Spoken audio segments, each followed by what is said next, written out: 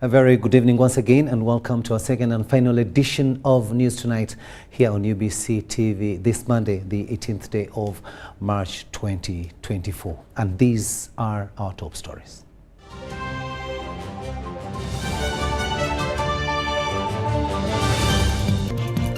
In our top stories tonight, President Yoweri Museveni meets family of late Reverend Father Paulino Tomaino. The Directorate of Crime Investigations doubles bounty for the whistleblower to 20 million shillings. A resurgence of ADF. Army calls for public alert and vigilance. And in sports, 13th Chambergo Wood Bowl Open impressed by women numbers.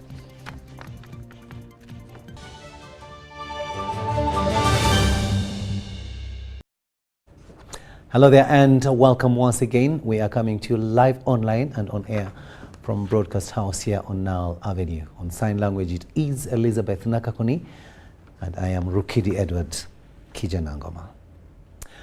Now President Yoweri Museveni has met and welcomed Prince Edward of Edinburgh, Duke of Edinburgh in Uganda at State House Entebbe.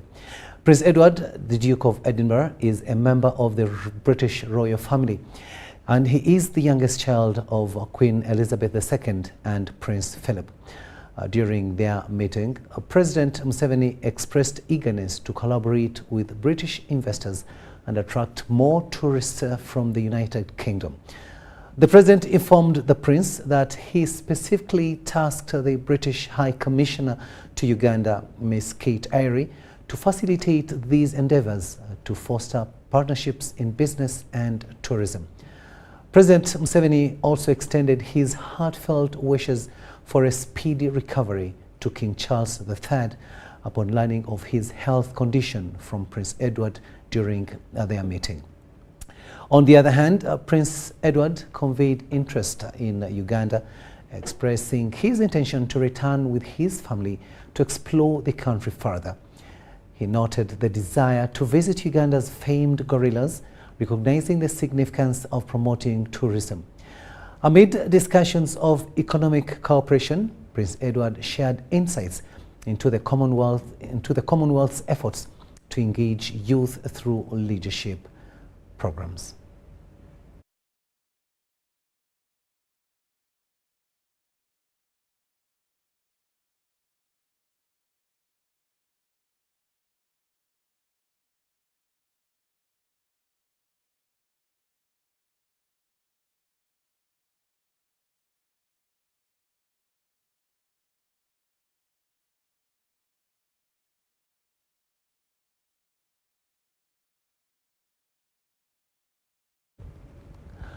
Now, the Directorate of Crime Investigations has doubled the bounty for the whistleblower who will voluntarily provide information on the whereabouts of Luja Bosa Tabula, the mastermind in the killing of engineer Daniel Bosa.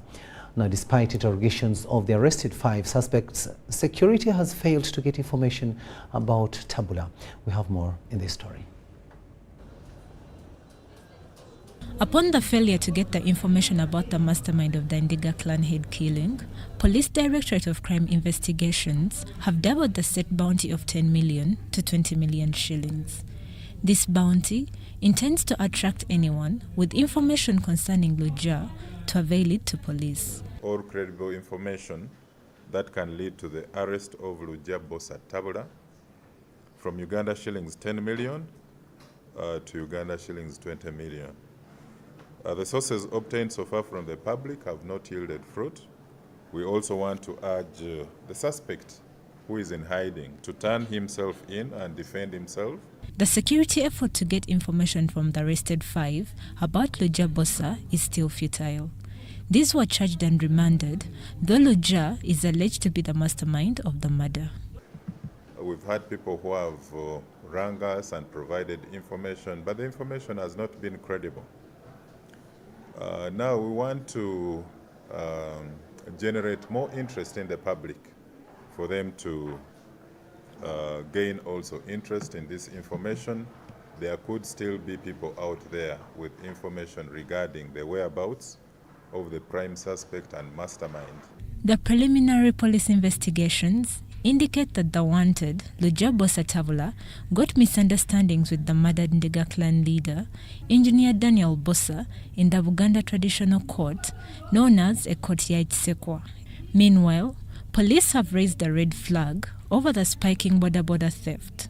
Over the past week, 8 incidences have been recorded and 4 cyclists killed.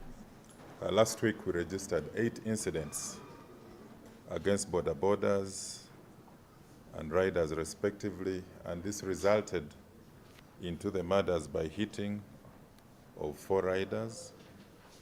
There was an attempt on 2 riders, and 2 suspected border thieves or robbers were also lynched to death. Police, through territorial commanders, have issued safety tips to enhance vigilance of border cyclists. These are cautioned of taking random passengers during late hours of the night. And then some of them, because of the attractive rates that are given over long distances at night, somebody gives you money to transport him over a distance of 15 kilometers, 20 kilometers. Even a distance of 5 kilometers is too long. They should be doing short distances.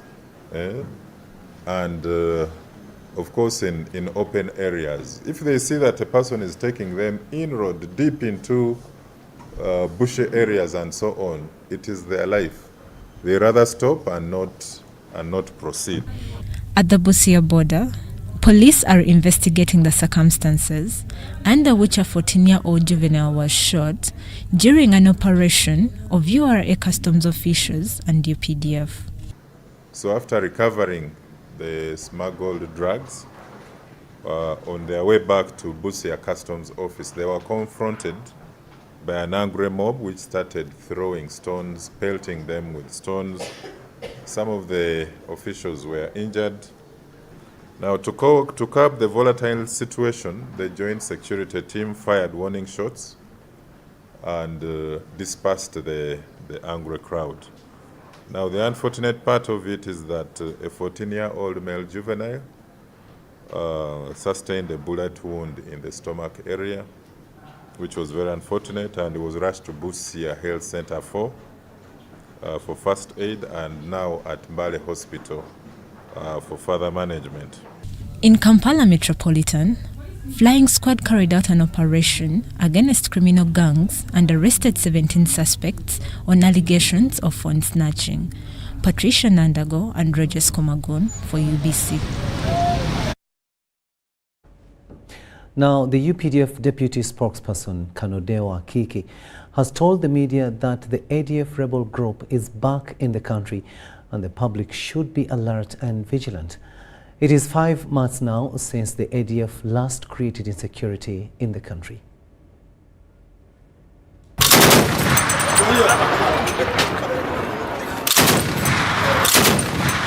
The UPDF has confirmed the resurgence of ADF rebels in the country barely 5 months after being pushed back into the Democratic Republic of Congo. The UPDF deputy spokesperson, Kanodewa Kiki, told journalists in Kampala that 2 days ago a group led by Ahmed Mohamed, a Tanzanian national, entered the country alongside Lumisa Mohamed and Nasa Hamid. Kanodewa Akiki has called for alert and vigilance from mainly congested areas including churches, markets and shopping centers. Ladies and gentlemen, as you may recall, last year, late October 2023, 10 elements of ADF terrorists under the command of Kamusu and Injovu infiltrated the country through the districts of Kasese and caused death to tourists, attacked Lubiriha Secondary School, and killed students there. They burnt a lorry carrying traders with their merchandise. They later crossed to Kamwenge district and attacked innocent civilians. Since then, their commander, Wanu Kamusu, was killed, and his second in command, Injovu, was captured and currently undergoing trial. The group was destroyed, and operations have further scattered the ADF elements into the jungles of DRC. These revenge acts of terrorism were occasioned by sustained joint operations of UPDF and FARDC or FRDC, which is the armed forces of DRC, and Operation Shuja, and strategic airstrikes that unleashed ADF and their hideouts in areas in eastern DRC, in general areas of Irumu, Mambasa, and later in command about 146 kilometers from our common border with DRC. The UPDF and FARDC forces of the Democratic Republic of Congo have been pursuing the ADF terrorist groups under the Operation Shuja in areas of Irumu and Ambassa in eastern DRC. This is Muhammad Issa, among the commanders who have recently planned to infiltrate and do acts of terrorism in the area. Amigo Kibirige, sometimes known as Simba. It is simply suicidal for these terrorists to continue making terrorism adventures into the country, and the UPDF and the entire sister forces, together with the people, we shall do all possible to annihilate this group. Ngabo Emon, reporting for UBS TV. To Busia now, where Busia Security Committee has closed down Victory Nursery and Primary School after fire razed down a boys' dormitory in which 4 pupils died and 1 got injured and property worth millions destroyed. As police investigation on the cause of fire continue, police say the pupils died of suffocation.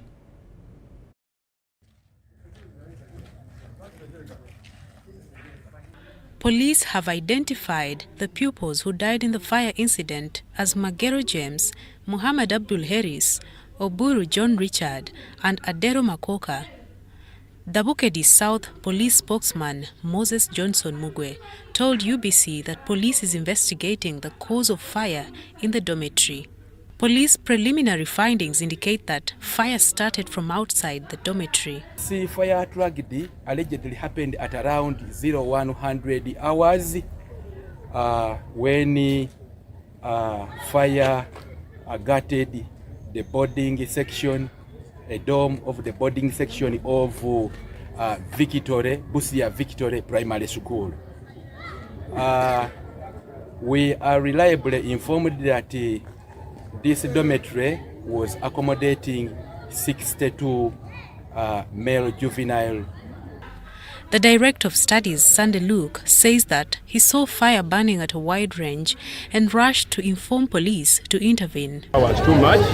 Then I had to call the head teacher, I had to call the director and some teachers, including some parents, chairman, management at PTA. Then I was calling while rushing to police. I ran on my feet, I reached the police.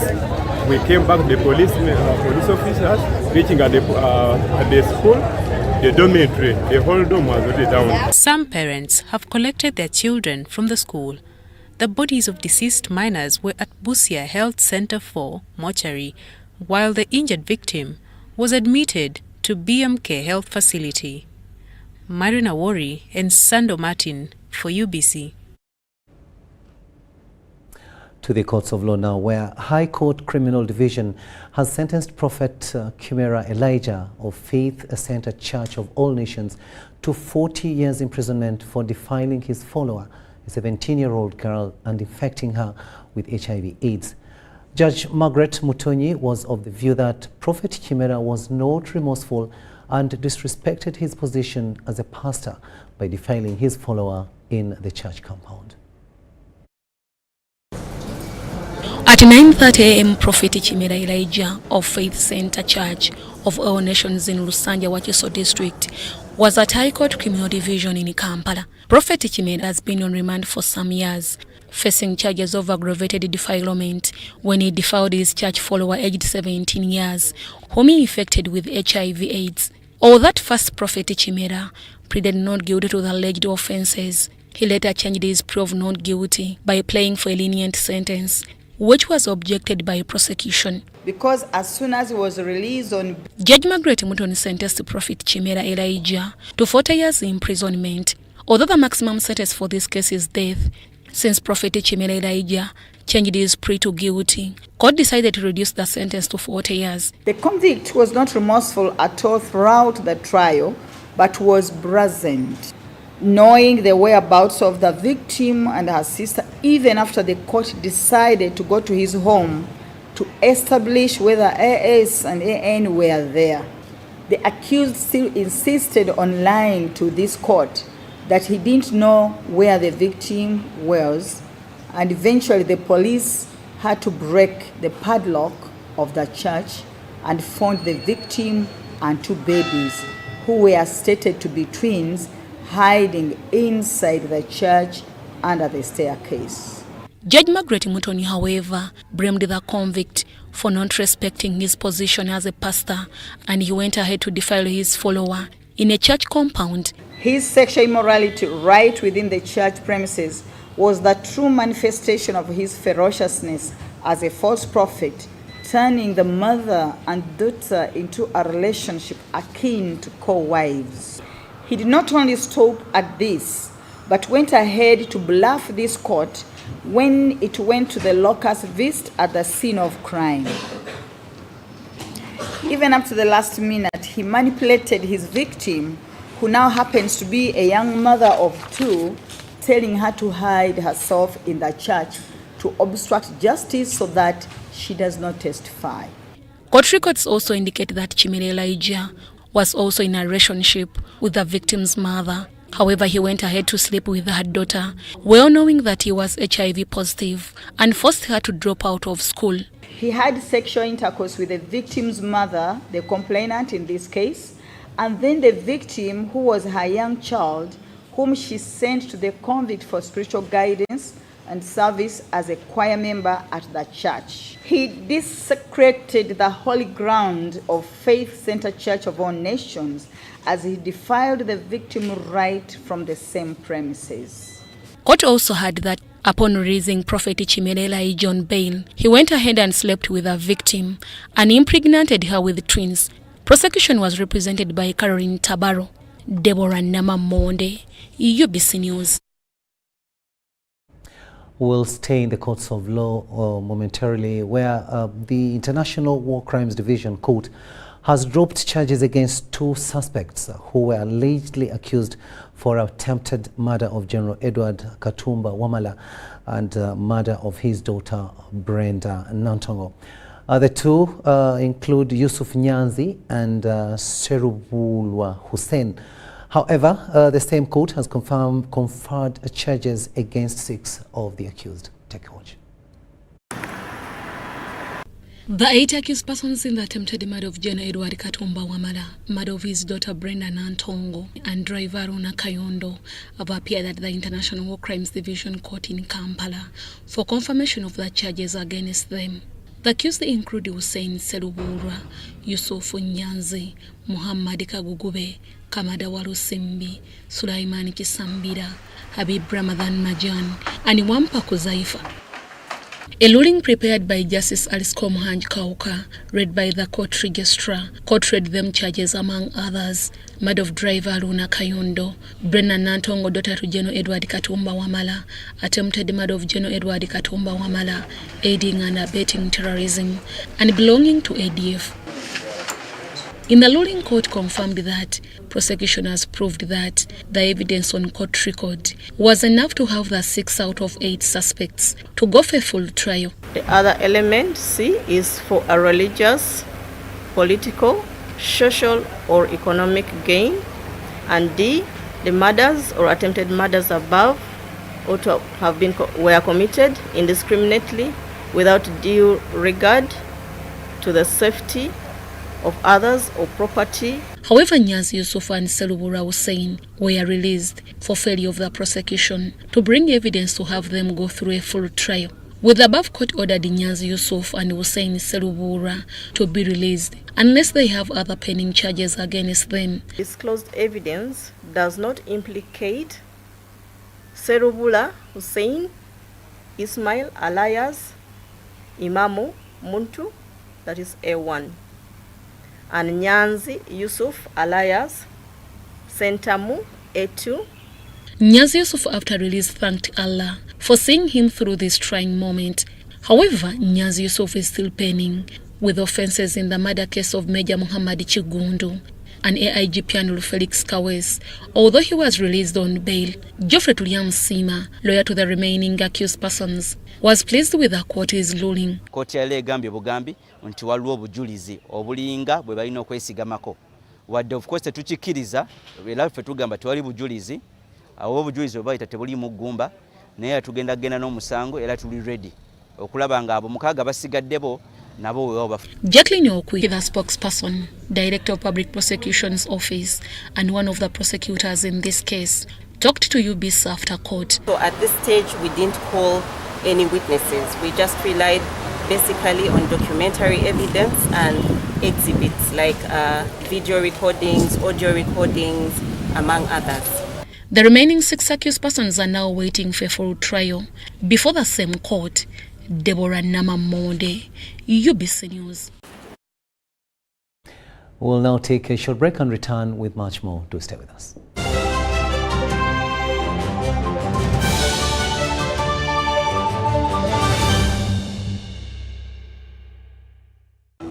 Fred!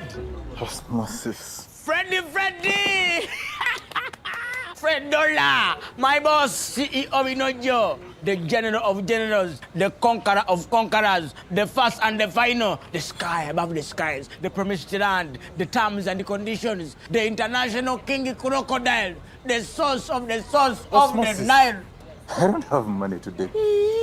Just take a polite loan of 200k to stock on my shop.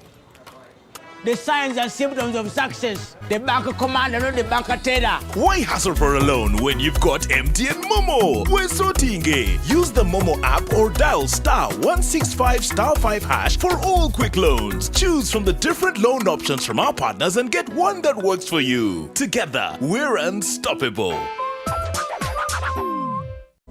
The government of Uganda and the Uganda Bureau of Statistics is calling upon all stakeholders such as the chief administrative officers, city mayors, resident city commissioners, city clerks, city and division councillors, wards and LC chairpersons, as well as the residents and business communities to cooperate with the UBOS field teams as we embark on advanced preparations to conduct the National Population and Housing Census on the 10th of May 2024. The census will be a 10-day exercise to obtain statistical data and information that will be used for planning and policy formulation, including information on 1. How many we are, 2. Where we are, 3. How we are living, 4. What we own, and 5. Where we access services from. The Uganda Bureau of Statistics has now started listing of households and mapping in the 11 cities of Arua, Fort Portal, Gulu, Hoima, Jinja, Lira, Mbale, Masaka, Mbarara, Soroti, and in the Greater Kampala comprising of Kampala, Wakiso, and Mukono districts. For more information, please call 0755 342 128 or 0773 342 128. This message is brought to you by the Executive Director and Census Commissioner, Uganda Bureau of Statistics. Census 2024. It matters to be counted.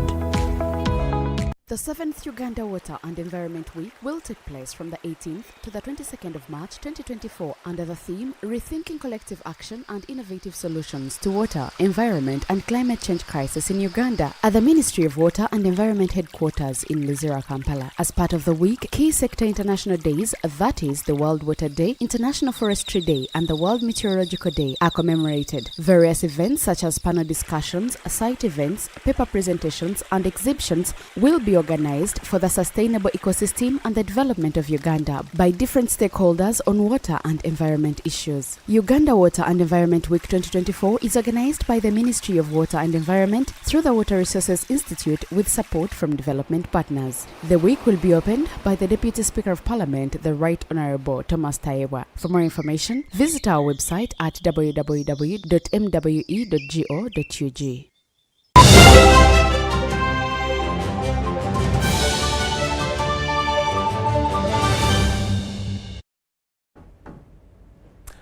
Welcome back from that break, and this is News Tonight here on UBC TV. On sign language, it is Elizabeth Nakakoni, and I am Rukidi Kiijananangoma. Now, Uganda Bureau of Statistics Deputy Executive Director has said the Bureau has received the first batch of over 36,000 electronic tablets in preparation for the technologically driven national census due May the 10th. He was meeting Wakiso district leadership as the Bureau does listing and mapping to prepare for the exercise. With a population of over 4 million people in the 4 municipalities of Wakiso district, Uganda Bureau of Statistics says the district needs special attention in the listing and mapping exercise. The UBOS technical team has engaged the district leadership to identify challenges and seek solutions. This QR code, once you scan it on your smartphone, you see that it has UBOS. The executive director, Chris Mukiza, stated that the listing and mapping process in Wakiso will conclude by March 31st to facilitate other census activities. We expect to finish Wakiso district by 31st of March so that we can now start analyzing the data to delineate the district into smaller statistical units called enumeration areas that will determine the number of enumerators we shall recruit and the equipment, the tablets we shall deploy.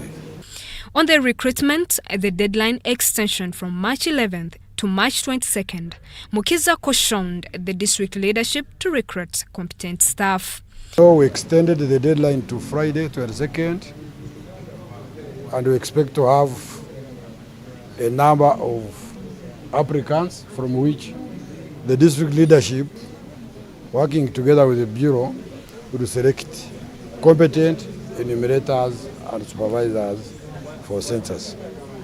Government has therefore received the first batch of electronic tablets for the May 10th exercise. As of today, we shall have received 36,000 tablets. The remaining tablets are going to come in bits. The other one will come next on the 25th. We shall receive other 10,000. The district planner, Pade Galabzi, urged the district leadership to mobilize the community for the exercise. The listing has a time frame of not exceeding 31st March. So I call upon all economic planners to work with their respective town clerk. Nevertheless, there have been challenges in the mapping exercise. The tablets, the number of listers in Wakiso is big because we have to do the exercise in a shorter time. So it requires a lot of manpower. So we need a lot of interventions, like a lot of community engagement and social awareness programs so that the masses can actively involved in the census program. So far, Uganda has conducted 5 censuses, starting in 1969 with a population of 9.5 million, 1980. 1991, 2002 and 2014. Justin Nakami, UBC News. Now, different ecological zones in Uganda are experiencing unusually high temperatures during the day and night.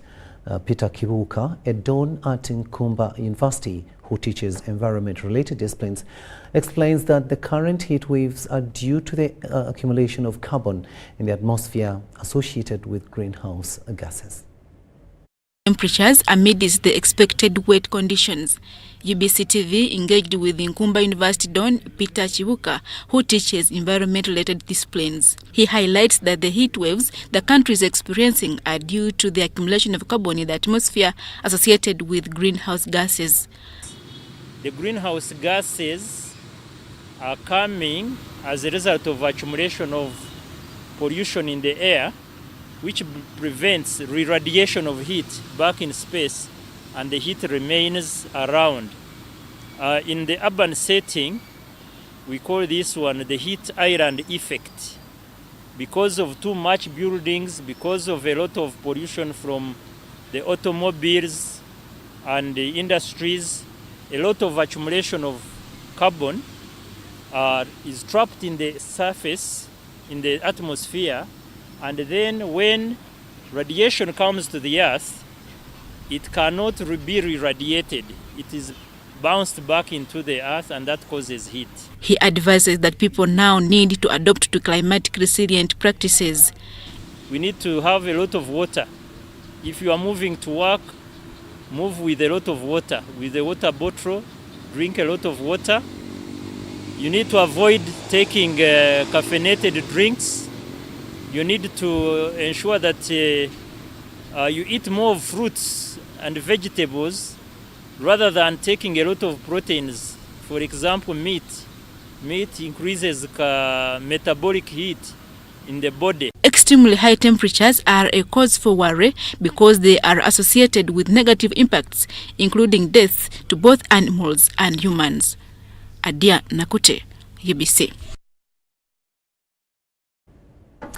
To Dokolo now, with barely a day to conclude campaigns for Dokolo District Woman MP by-election, candidates and party leaders are reaching out to residents for votes.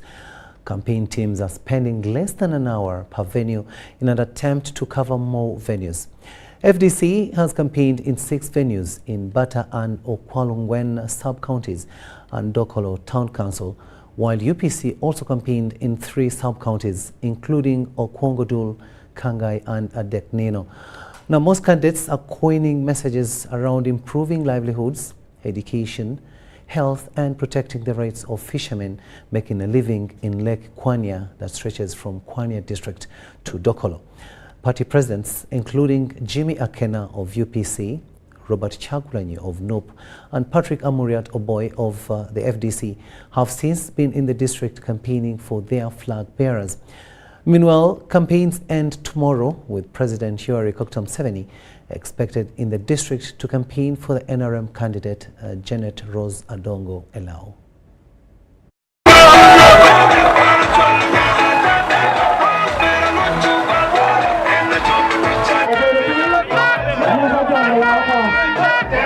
She wanted to improve the economy of Dokolo. This is a project that has an international dimension, and this is why I believe it was important for me to show myself as a candidate that has both domestic and international experience. And I want to assure you that our teams are on the ground to ensure that we secure your vote. Our candidate was nominated. We had a very successful campaign. So far, so good.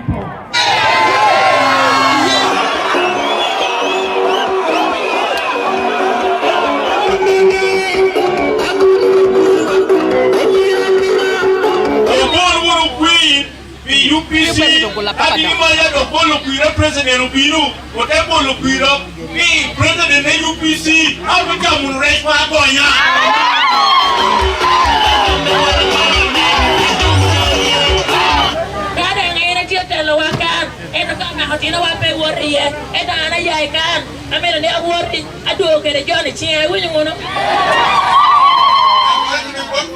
And pave the way for me for 2026. You're very sure? Yes.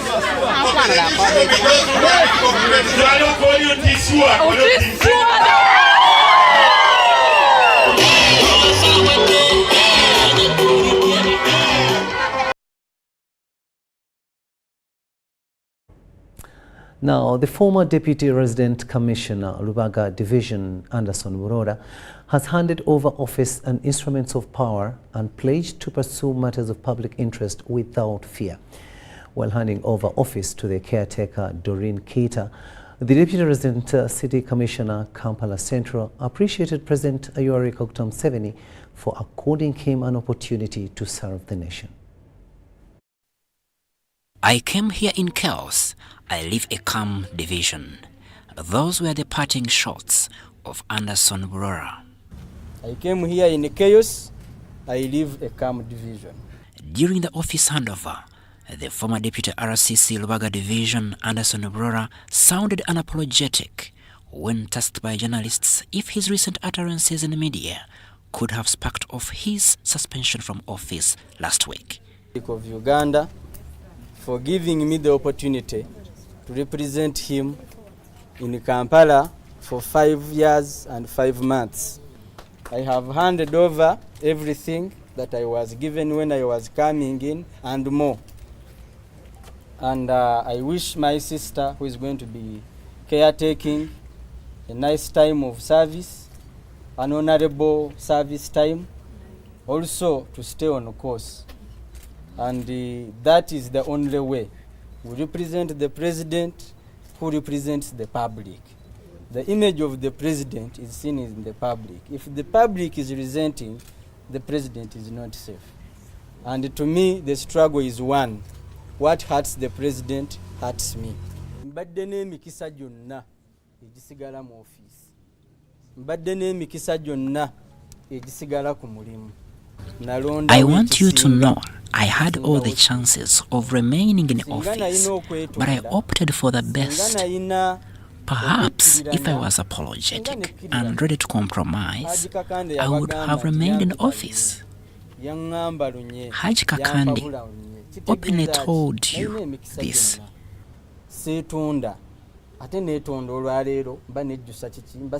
But what am I apologizing for?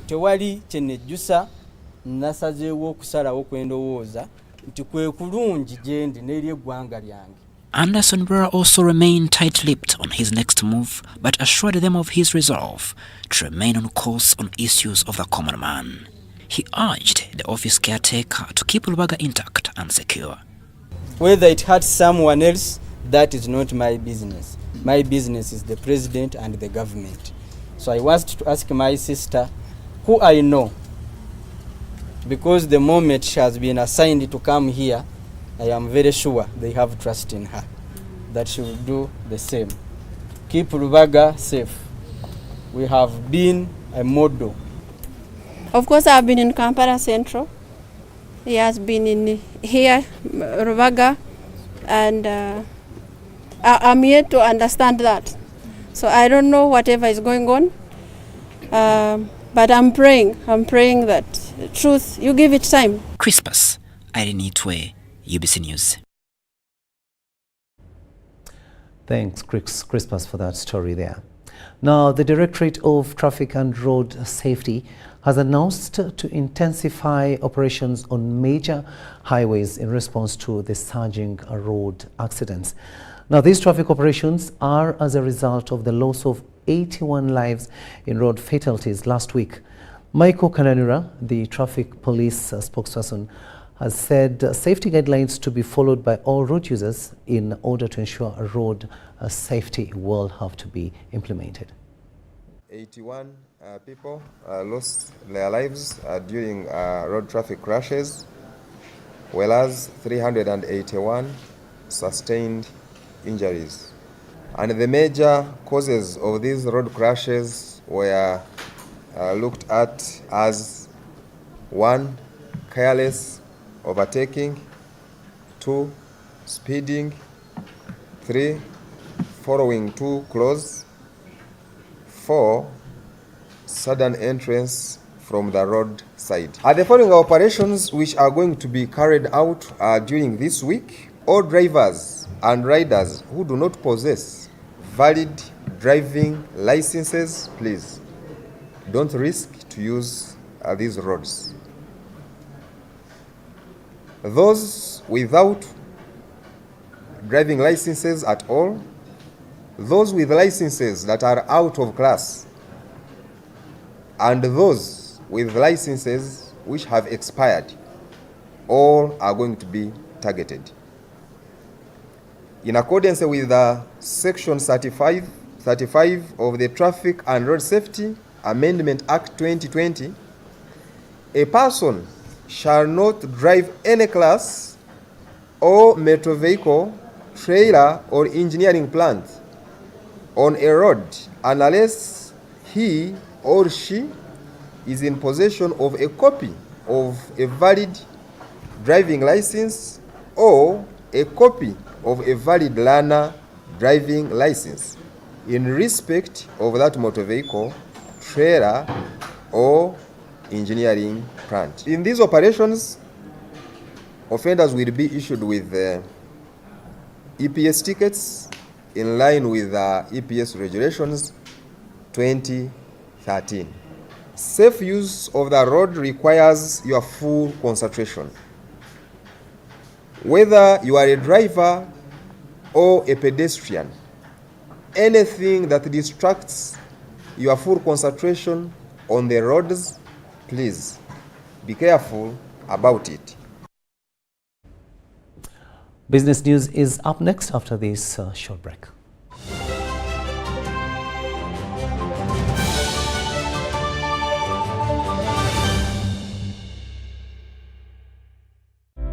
Ebisera by'okuzaayo abaana mu masomero tebiteekwa kukaluubiriza n'akatono. Eno kusimba nnyiriri mpanvu kano kalippagano ka bidduka. Simanya kuzunga na banka siripsi.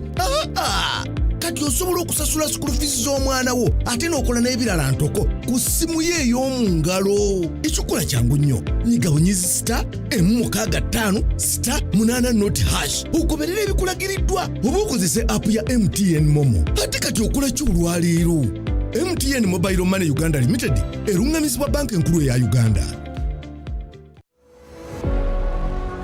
March is the month of film magic as the Uganda Communications Commission brings you the regional film competition. Experience the excitement across Uganda. Northern region in Moroto from the 4th to the 8th of March. Eastern region in Jinja from the 11th to the 15th of March. Central region in Mitiana from the 18th to the 22nd of March. Western region in Kasese from the 24th to the 27th of March. Come and watch some of the best films made by your very own creative minds on their way to stardom. Follow and support the different nominees as they battle for top honors in each regional film competition. The winners will walk away with prestigious awards and exciting prizes. The regional film competition is powered by the Uganda Communications Commission, increasing diversity of Ugandan content.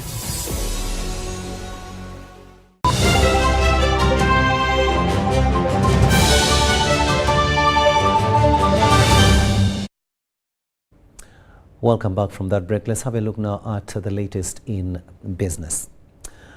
The mayor of Juba, Flora Gabriel Modi, has pledged to address challenges faced by Ugandan traders in South Sudan. During an interaction with Ugandan traders in the market of Konyo Konyo, Juba Nabari and Atalabara, traders were dismayed over harassment by sections of South Sudanese and indiscriminate taxes on them. Susan Nawonga reports. Traversing the streets and markets of Juba capital, South Sudan, there are a number of Ugandans who went for business in South Sudan at Konyo Konyo Market. One of the busiest vegetable markets located at the heart of Juba is Aisha Nakato, a Ugandan. Aisha has stayed in South Sudan for the last 5 years, together with other Ugandans. The market is not all that okay. We are facing some challenges. Times the city council harassing us. They come at the time maybe you don't have money to pay them their dues. They will just harass you. If you don't pay them at this very moment, they are closing up your shop. So Juba Nabari area is also identical of the Ugandan community. They can come and say we need working permit. If you pay today, tomorrow they can say that today we want license. When you have a case here, like here, for example, here in Juba, in South Sudan, in Chongping, they know for us we are foreigners here. And if you take a case in the office, they don't know further about you. They will further about someone who has money. I want to meet with your chairperson in City Council so that we introduce ourselves and then we work together. In Atalabara is a community of Ugandans dealing in motor vehicle spare parts and mechanics. With their varied experiences, they narrate some of the challenges affecting them as Ugandans living in South Sudan, including indiscriminate tax levies, harassment, among others. These issues of concerning migration, you move to them, you explain to them what you are facing, they will just tell you this is a foreign land. Nothing you will get here, nothing you will do, because it's a foreign land. Any issue concerning... When our goods are entering South Sudan, we pay for revenue, but still those people of revenue come to our shops They even tax us higher than the other council. I know that there are other people who are coming from outside. As they say, there are big people who are sometimes collecting the taxes. And sometimes they take it like they take today the permit and tomorrow is something else, or permit or the license. So we are going to put all these things down, and we have to know who is doing that in City Council. And I want each and every trader in all the shops should know their rights. What are they to pay? For the smooth trade and effective business transaction, the Mayor, Juba City Flora Gabriel Modi, appreciated the challenges faced by the Ugandan business community in Juba. She pledged support for the traders and a follow-up of the underlying challenges. The money and people are not collecting it. We are going to work with the Department of Environment and Garbage Management to see into it that every day a car should be standing here in the morning to collect the waste, as long as they are paying their fees. Uganda and South Sudan have a good relation ever since South Sudan seceded from the main Sudan. This accounts for the number of Ugandans in South Sudan engaged in different enterprises of the economy. Susan Naonga reporting for UBC TV in Juba. Now, fishermen operating at the landing sites in Impigi district have hailed the Fisheries Protection Unit for enhancing modern fishing practices. They have testified that there are significant profits gained from selling mature fish and the equitable treatment experienced on the waters of Lake Victoria.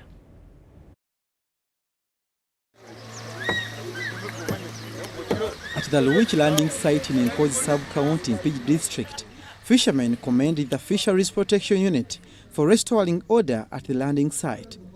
Their intervention has led to a resurgence of order evident in the display of mature fish caught recently. Abalwanyisa envubu embi bali bongeremu amaanyi.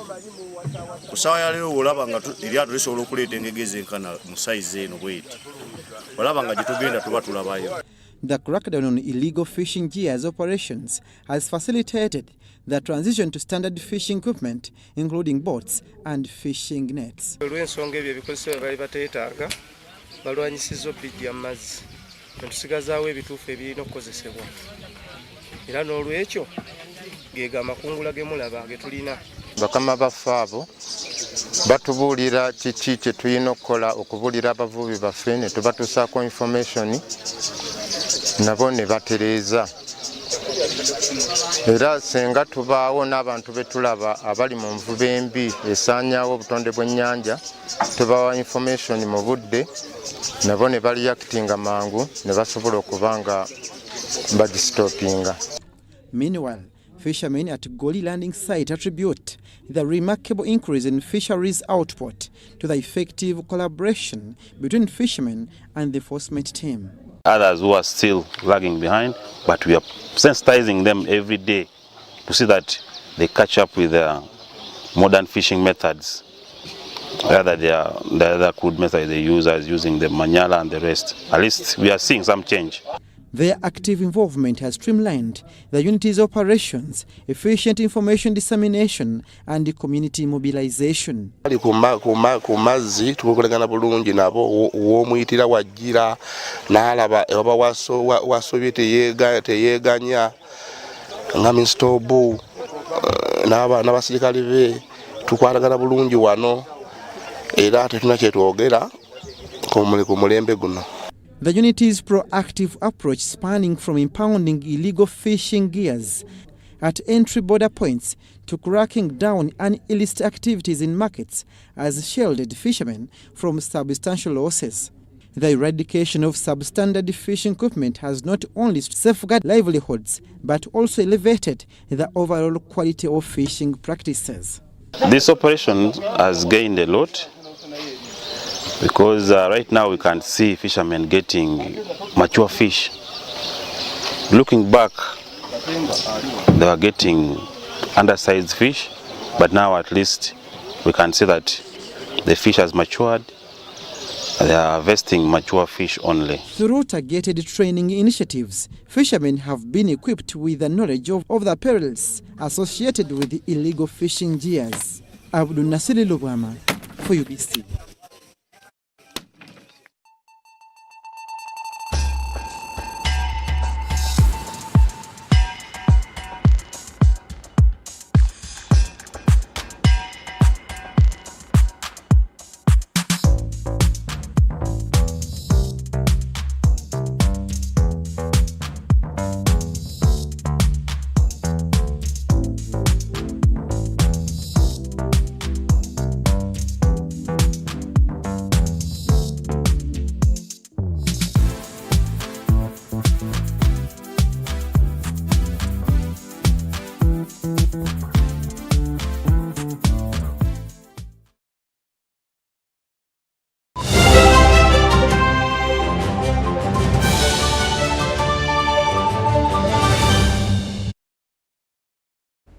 Sports news now, and we begin with woodball, where Uganda Woodball Federation President Paul Mark Kayongo has applauded players for excellent displays at the 13th Chambogo Open that attracted a decent participation at the university's Peace Park. John Van Sentamu gives us more. Kampala University emerged overall men's open team category champion at the 13th Chambogo Woodball Open, while Ndeje University B bettered all ladies. In the women's singles, Ndeje University B's Alvera Mukamarinda was the best, while Ndeje University's Delik Ankunda bettered all men. It's been good, I can say, favoring on my side. The ground has been tricky, but I've managed to maneuver with a very good drive and a good finish. Chambogo Open is ever a challenging championship because we always play from different courses which are a bit challenging. This is my third Chambogo Open championship. The first championship, of course, I was still learning. It was not fair for me. Then the second championship, if I'm to remember, I won a bronze medal. Then this is my third championship, and I've managed to play and win a gold medal. The female corporate mixed doubles were won by Moses Kivumbi and Patricia Najemba, while in the open category mixed doubles, Robert Mutibwa and Christine Birungi triumphed. The women's doubles in the corporate category were won by Lionel Nakami and Penyina Namugerwa, while Sanyo Mirembe and Joan Nahurira were victors in the open category. Today we have had a follow-up event. We are right here at Chambogo University. You can even see that the turn-up is even bigger. So we are fortunate and thankful for our women participants because they are coming up to enjoy and participate in the woodball sport. And when you see women participating in numbers, you know that more men will come to join because of this attraction. So as managers of the sport in this country, we've been encouraged and energized. Other winners were Daniel Rugongeza, Isaac Ariho, and Nicholas Achimponta. Now, the 2024 edition of the Buganda Schools Sports Tournament has climaxed at Kawanda Secondary School in Kawanda Village, Sabagabo, Kawanda Parish, Mutuba 2, Nabweru Sub-County of Chadondo County. The tournament attracted 84 teams from 41 secondary schools, competing in 5 disciplines including handball, netball, basketball, volleyball and football. Netball gold went to Budo SS after edging Kawanda Senior Secondary School 30-27, while St. Janan won girls basketball and Budo SS defeated Mbogo Mixed for boys basketball glory. Girls volleyball went to Trinity College Nabingo, with Mbogo Mixed taking the boys trophy after outclassing Standard High School Zana. In handball, Obiri Senior Secondary School took the boys trophy after winning all its games in the round-robin format, while Kawanda Senior Secondary School needed the final round-robin game to lift the girls' trophy. In girls' football, Kawempe Muslim showed no respect to Uganda Matters High School Lubaga in a 3-0 demolition. The boys' final between Ugandan Matters High School and hosts Kawanda Senior Secondary School was the highlight of the day. The two settled for a goalless normal time, with penalties needed for Rubaga to win 7-6. Such competitions are about the Kabaka and his pleasure to develop talents.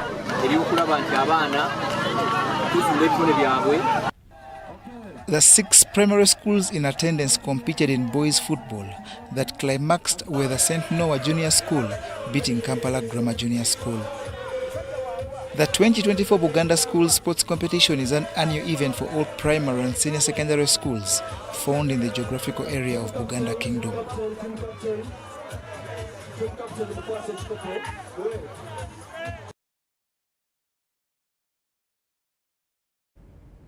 And that story brings us to the end of this bulletin. Thank you so much for having kept us company.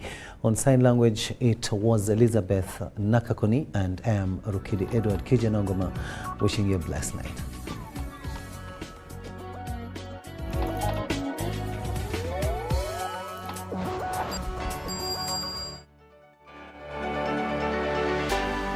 UBC, inspiring Uganda.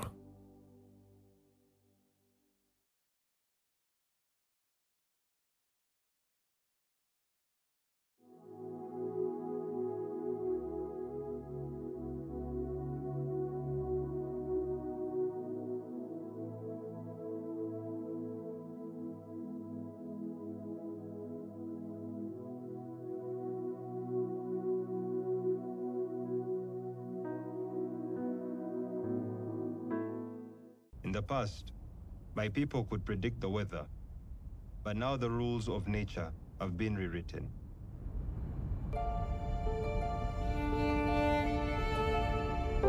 A commitment of taking care of your people and planet presents a challenge.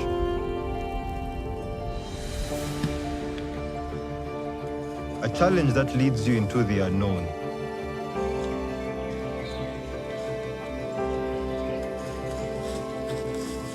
Exploring untouched paradises, seemingly from another world.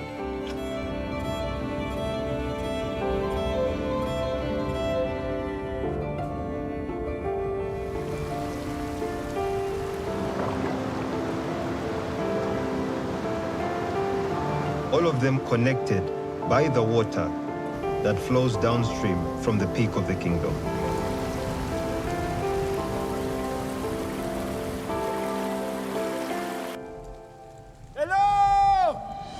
And I can feel deeply how this mountain is suffering.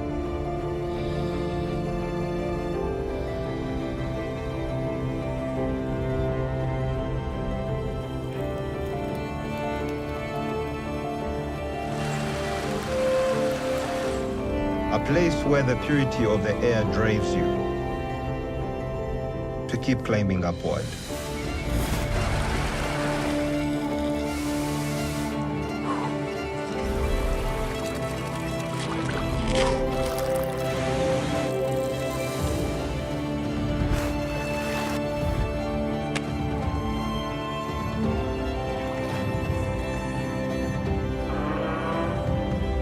A treasure that we must all protect before it's lost forever.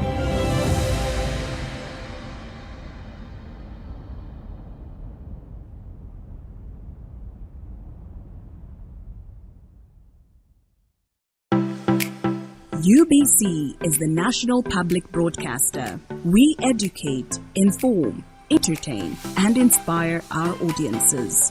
You can watch us on free-to-air channel 001, DSTV channel 282, GoTV channel 371, Star Times channel 201, Zuku TV channel 20, and Azam TV channel 350. Even when your subscription expires, you can still watch UBC for free on your pay TV platform.